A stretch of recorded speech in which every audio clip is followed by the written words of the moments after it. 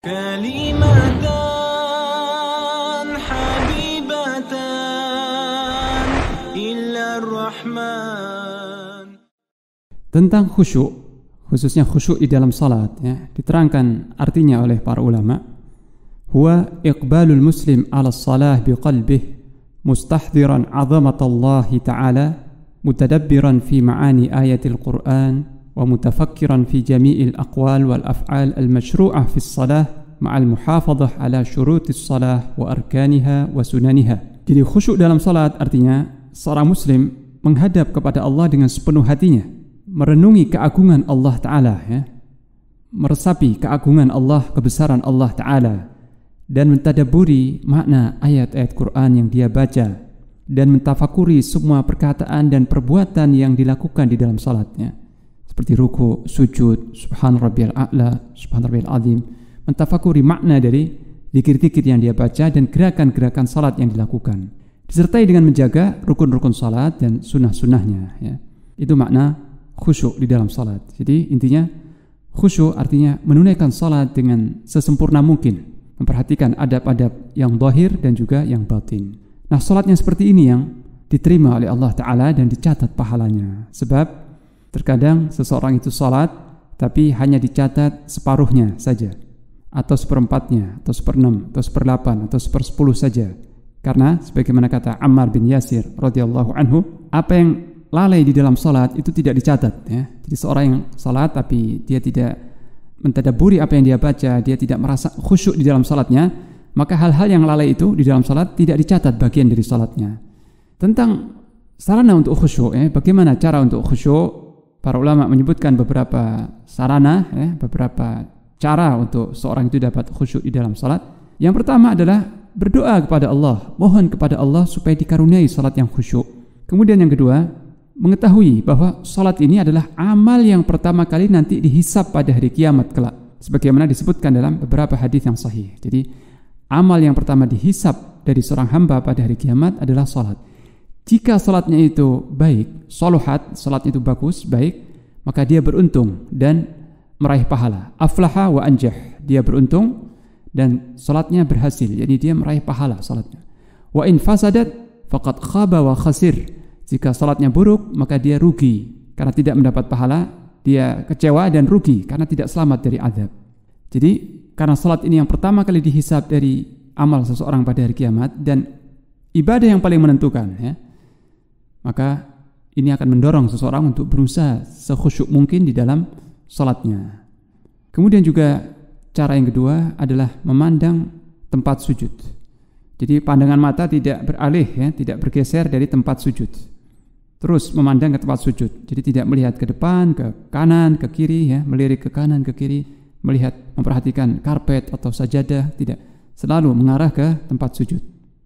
Jadi menundukkan kepala, mengarahkan pandangan ke tempat sujud, dan bersedekap, meletakkan tangan kanan di atas tangan kiri dan diletakkan di dada, ya. Nah, tentang hikmah bersedekap ini diterangkan oleh Imam Ahmad. Ini adalah sifat seorang yang menghinakan dirinya di hadapan yang mulia, maka dia berdiri dengan cara seperti itu, bersedekap, ya. Jadi menundukkan kepala, bersedekap dan tenang, diam. Ini sikap seorang yang merendahkan diri di hadapan Allah Subhanahu wa taala, ya. Kemudian tentang meletakkan telapak tangan kanan di atas telapak tangan kiri dan diletakkan di dada, Al-Hafidz Ibnu Hajar menyebutkan suatu hikmah yang unik, ya. Dia berkata bahwa niat itu tempatnya di hati, ya. Niat, ikhlas, khusyuk itu semua tempatnya di hati. Dan umumnya, ya, seseorang yang ingin menjaga sesuatu dengan sungguh-sungguh, dia meletakkan kedua tangannya di atas sesuatu yang dia jaga itu. Karena takut hilang atau takut pecah, ya, dijaga dengan kedua tangannya seperti itu. Begitu kata Al-Hafidz Ibnu Hajar. Jadi posisi salatnya harus menunjukkan seorang yang khusyuk, yaitu sekujur tubuh tenang, bersedekap, menundukkan kepala, mengarahkan pandangan ke tempat sujud. Dan ini sunnah Rasulullah SAW. Kemudian juga isti'adzah, berlindung kepada Allah dari syaitan, ya. Jadi kalau seseorang merasakan gangguan syaitan di dalam salatnya, maka jangan ragu-ragu, hendaknya dia mengucapkan a'udzubillahi minasyaitonirrajim, kemudian meniup ke kiri 3 kali, ya. Meniup dengan sedikit ludah ke kiri 3 kali, sebagaimana diperintahkan oleh Rasulullah SAW ketika ada seorang sahabat yang bertanya, "Wahai Rasulullah, saya mendapati dalam salat saya syaitan mengganggu bacaan saya, bacaan Quran saya." Maka beliau bersabda, "Jika engkau mendapati seperti itu, maka ta'awudlah, berlindunglah kepada Allah dari syaitan dan meniuplah ke kiri 3 kali." Ya. Kemudian juga tidak melihat apa-apa yang menyibukkan hati seseorang ketika salat. Jadi di samping mengarahkan pandangan ke sujud, juga menjaga pandangan jangan sampai melihat ke sana kemari. Tetap ya, jangan melihat apapun yang bisa menyibukkan hati di saat salat. Kemudian juga mengingat kematian, ya. Mengingat kematian, dan boleh jadi salat yang kita lakukan ini salat yang terakhir. Ini dianjurkan oleh Rasulullah SAW agar setiap kali salat kita jangan membayangkan bahwa kita masih bisa salat lagi, ya. Boleh jadi ini salat yang terakhir, dan ingat-ingatlah kematian, maka insya Allah akan mendorong seseorang untuk khusyuk. Kemudian satu hal lagi yang disebutkan oleh para ulama, ya, bahwa keadaan seseorang di luar salat ini sangat berpengaruh ketika salat, ya.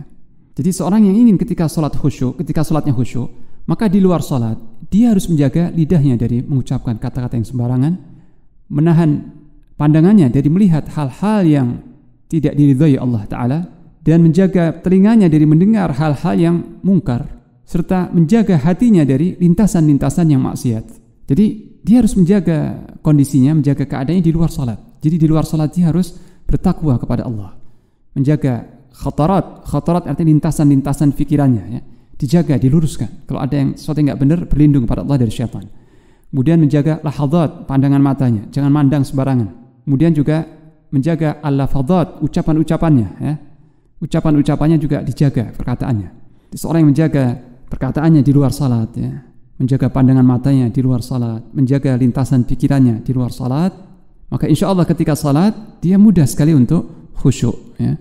Kemudian Ibn Rajab Al-Hambali berkata bahwa khusyuk di dalam salat itu buah dari ma'rifatullah, buah dari seorang itu mengenal Allah dan mengenal keagungannya.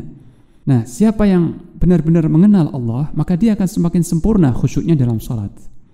Jadi supaya seorang itu dapat khusyuk dalam salat, maka dia harus mengenal Allah melalui nama-nama Allah yang maha indah, mempelajari sifat-sifat Allah yang maha sempurna, sehingga tumbuh dalam hatinya kecintaan kepada Allah, pengagungan kepada Allah, rasa takut kepada Allah, ya. Nah, jika dia sudah mengenal Allah dengan baik, dengan benar, maka insya Allah salatnya akan khusyuk. Dia akan merendahkan diri di hadapan Allah, salat dengan penuh harap dan takut, ya. Demikian penjelasan tentang khusyuk. Adapun tumakninah, karena ditanyakan juga tumakninah. Nah, tumakninah itu artinya tenang. Tenang ketika berdiri, tenang ketika rukuk, tenang, ya, sampai lurus tulang punggungnya.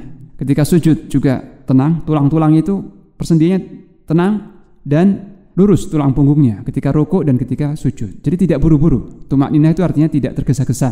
Jadi rukuk dengan tenang, beriktidal dengan tenang, lurus punggungnya, sujud dengan tenang, lurus tulang punggungnya dan tenang, tidak bergerak-gerak, ya, ketika rukuk, ketika sujud dan sebagainya. Mudah-mudahan Allah membantu kita semua untuk khusyuk dan tumakninah dalam salat-salat kita. Demikian, wallahu a'lam.